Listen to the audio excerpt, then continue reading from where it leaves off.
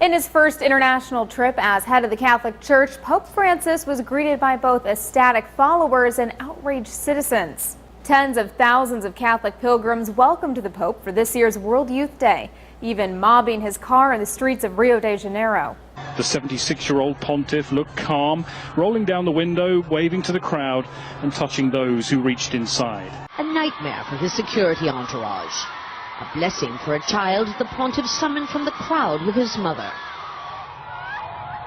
It was a gesture repeated over and over. For some, the trip highlights his perceived modesty. The New York Times writes, the proximity and lack of pageantry offered yet another example of a Jesuit pontiff who has eschewed the red shoes, elaborate headgear, and luxurious papal apartments of his predecessors. But it was a less than warm reception for the first Latin American pope after his helicopter took off.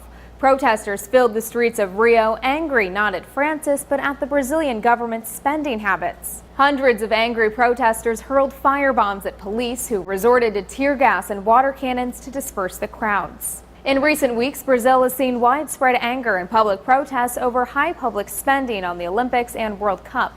Added to that is the Pope's $53 million week-long visit. Though some 22,000 security personnel were on hand to protect the Pope, Francis's decision to forgo the bulletproof Pope-mobile in favor of an open-topped car provided an extra security concern. Fox News explains yet another challenge, writing, Francis's itinerary will at some points push him out of reach of all but his immediate security detail, entrusting much of his protection to the crowd of faithful. Authorities also found a small homemade bomb in the bathroom at a shrine the Pope was set to visit later in the week, but the Vatican said it did not see it as a threat.